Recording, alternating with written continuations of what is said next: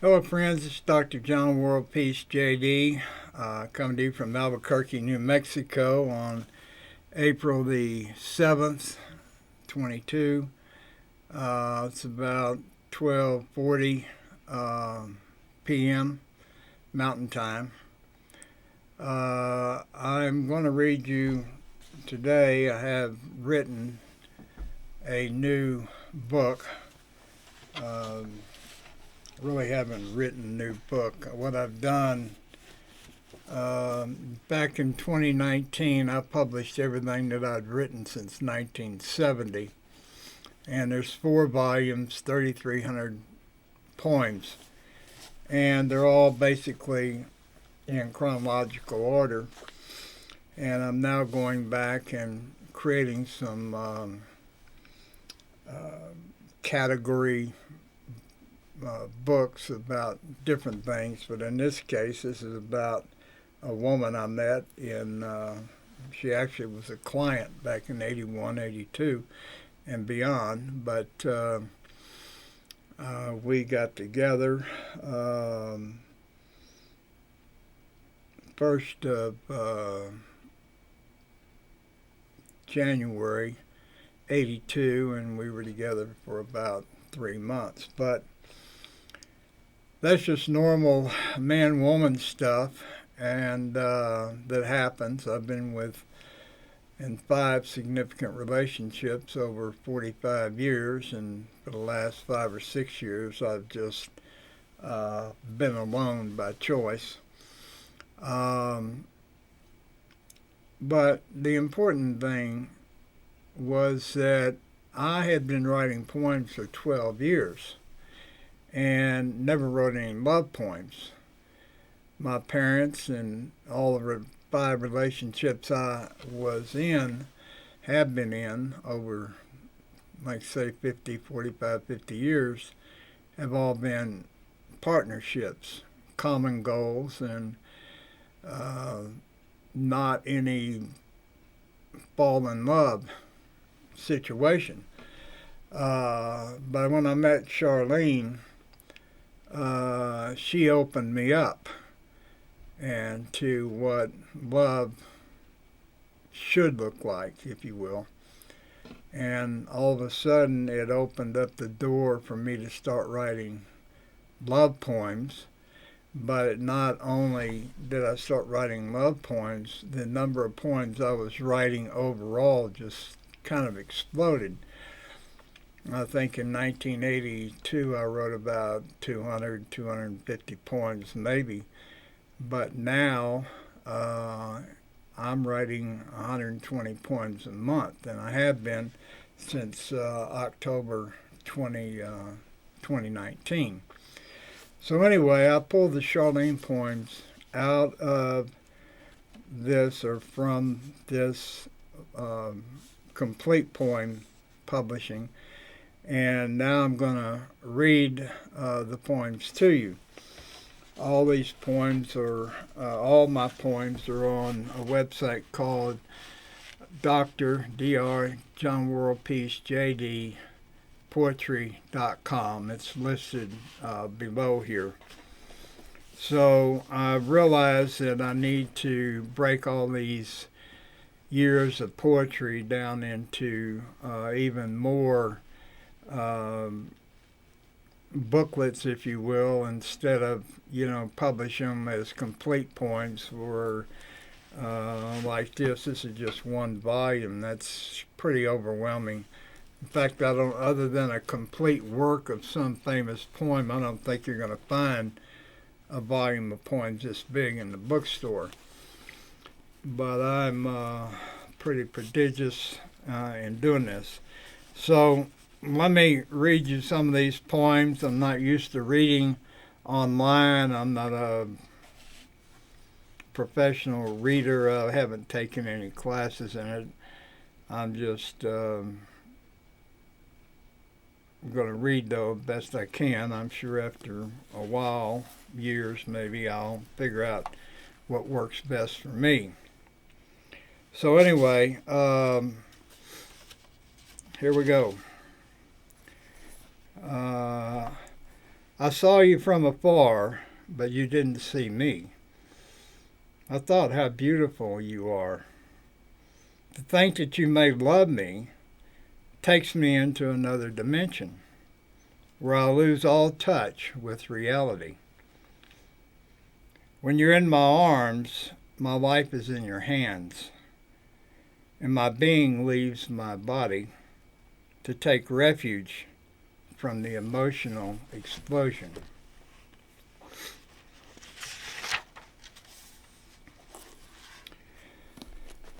Second poem. I love to watch you when I speak to your heart.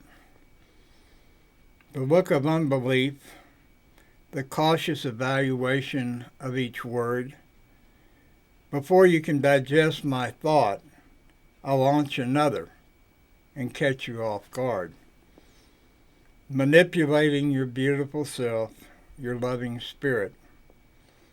I love to play loving games with you, to keep you off balance, but never letting you fall. To be with you, to entrance you with thoughts and feelings, to love you, to encase your heart within my love, to imprison you with my being. That is my pleasure.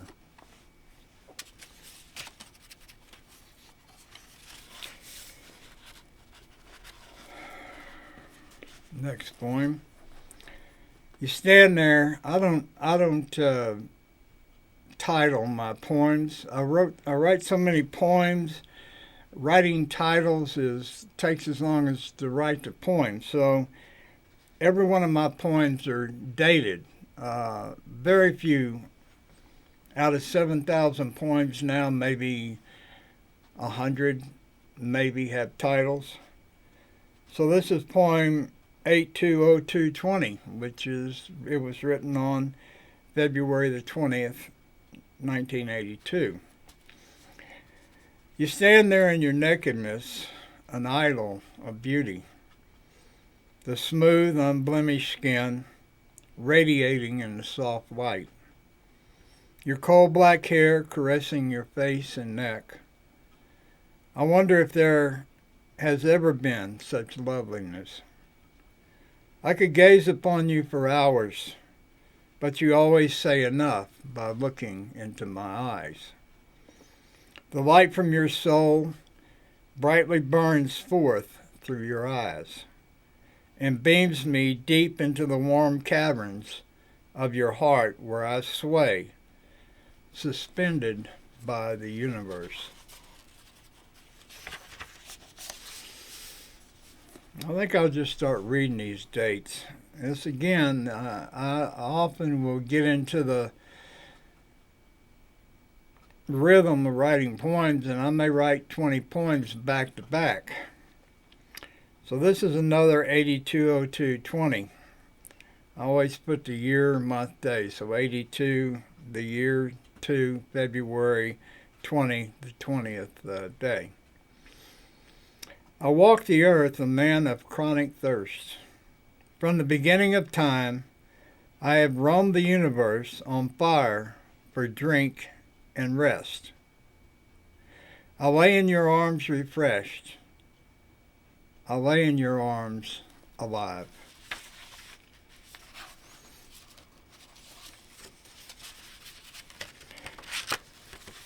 (820220) again. I escape with this pen for brief moments. I write words as they introduce themselves. I'm hardly aware. But when I finish, I read them. And then I know I love you.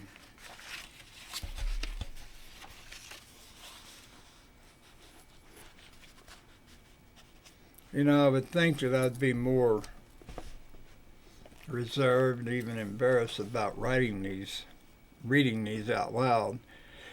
But this is 30 years ago, and I'm 74. And I just don't care. I'm going to read it because it needs to be written so people can see what I've done. 820223. What sweet pain love is. The emptiness of your absence, the exhilaration of your presence. I look down into my palm where only hours ago your hand rested.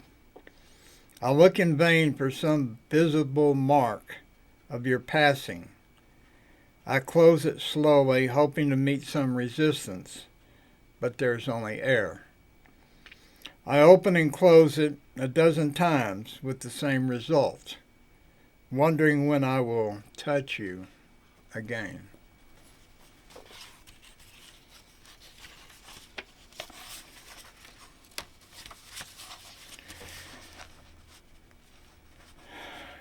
(820225). I sit silently watching the rain softly strike the windshield of my car, dreaming something that should have been.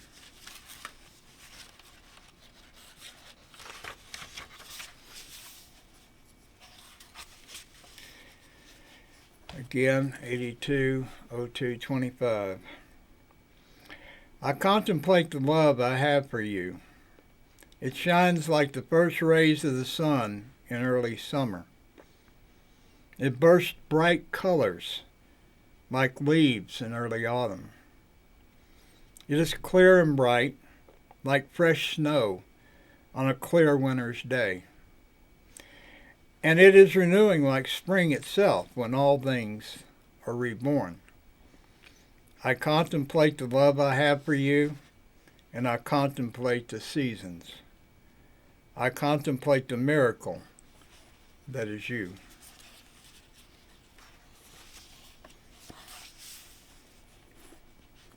I think I'm just going to read the date instead of these numbers. Again, this is all new, and I'm not going to go back and start over.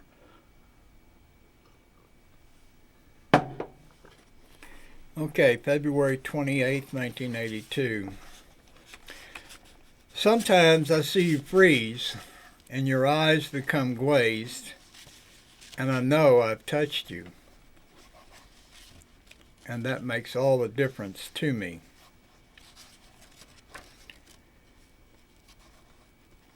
February 28th, 82. Side by side we run in the cool morning mist, two mortals locked in physical cadence, spirits merged, each drawing life from the other.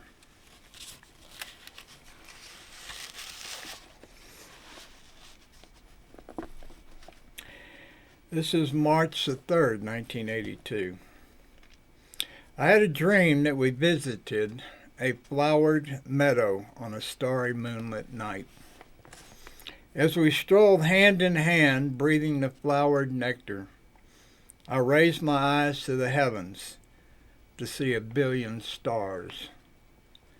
I thought about the nectar of your body and the lights in your eyes, and how your gentle self embodies the pleasures of the universe.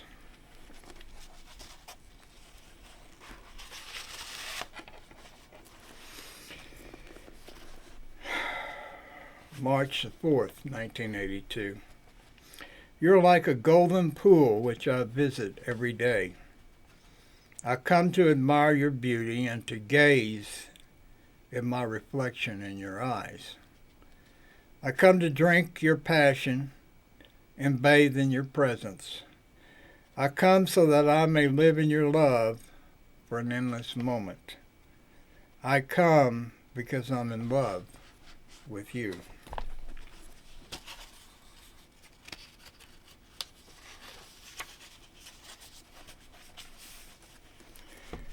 I will say that reading this to my wife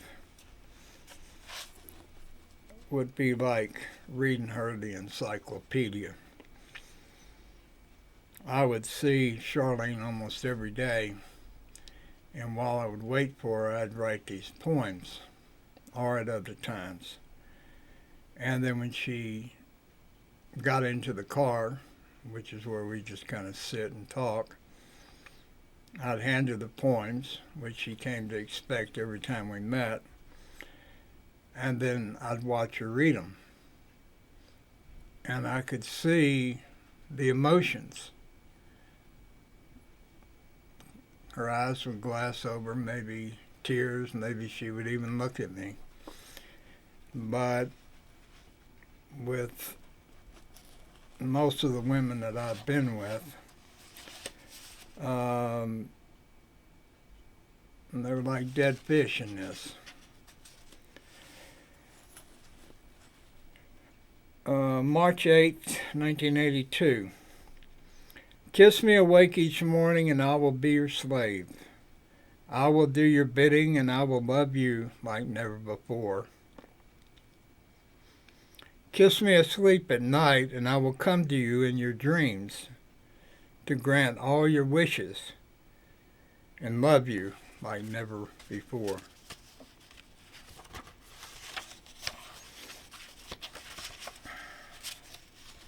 March 8th, 1982.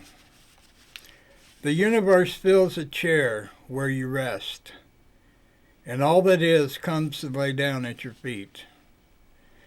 You are kind beyond imagination, and the love that emanates from your presence can melt even the coldest heart.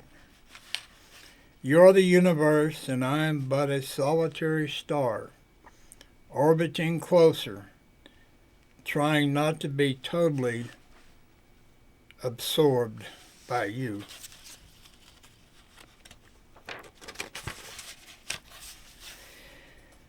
Again, March the 8th, 1982.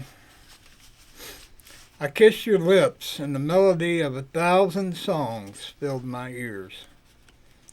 Spring bloomed, and pastel flowers opened in a giant display of beauty. 1,000 delicate birds adorned the trees and envied our experience.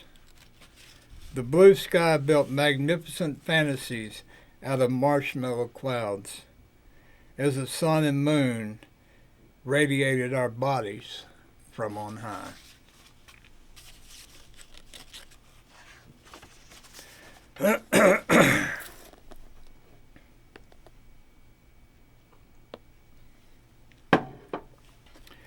March 10th, 1982. I know not the origin of your cosmic dust.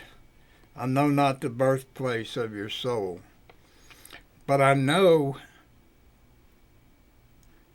it must have been in the rarest parts of the cosmos, for there could never be another you. Yes, I vividly remember these times. I remember these poems.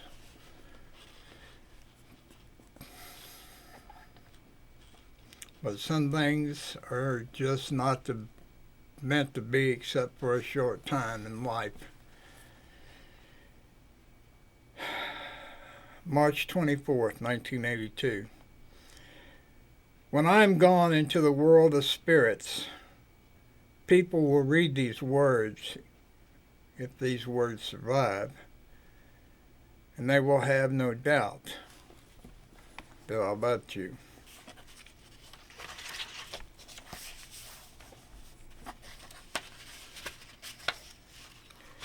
March the 24th, 1982. When I have died and am put to rest, it may so happen that someone will try to sum up my life in a few words. I cannot say how I shall feel a year from now, although I think perhaps the same as I do now. But should I die tonight, I want it said that I was a man who learned to love at the hands of a loving woman. And that has made my life worth the living.